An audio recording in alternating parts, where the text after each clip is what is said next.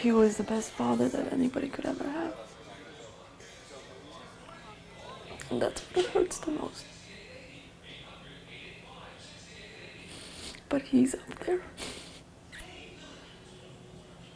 He loved you from the very beginning, from the very moment. Oh, if you'd see his excitement.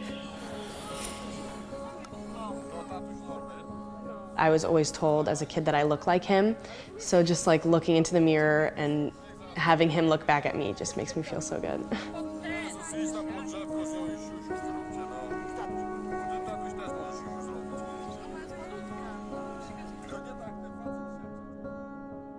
I grew up kind of plastered as a 9/11 baby. A lot of people knew before I even had to say anything. I know when I moved to Florida, I would have to tell my teachers in advance, you know, if I'm going to New York for a week, this is why I'm missing it, or in class, if I can skip out on, you know, sitting there while you teach about it.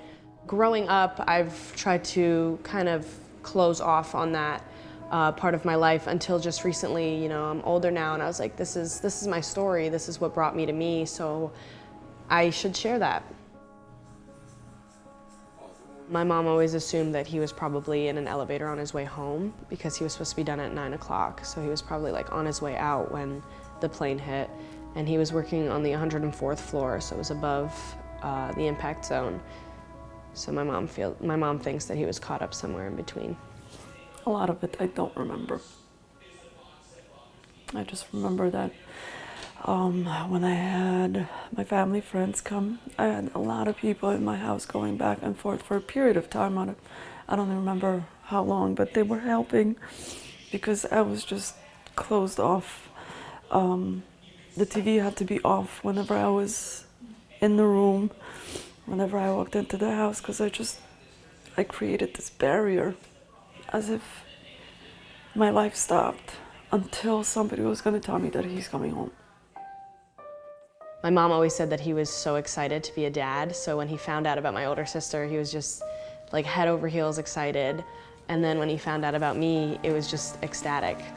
He only knew that she was pregnant with me for about a week. We're excited and we're delighted your little one on the way from parents.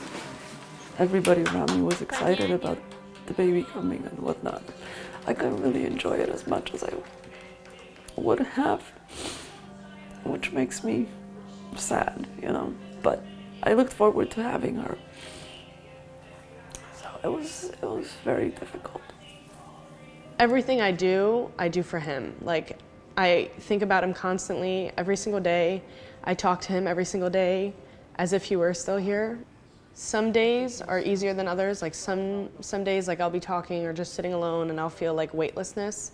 But other days I feel like super heavy. So I feel like those weightless days are him showing his presence, you know. It's so hard for me to understand how I can grieve so heavily and how I could be so upset because I did never meet him and I did never get to experience what it's like to have like that full family. And it's crazy how painful it is just to like think of one thing or hear his name and it hurts me so bad because I never met him. Looking at her, you know, where has time gone by? But I think because of all the struggles, I think it seems like an eternity. Trying to get through it. And I don't think you ever do.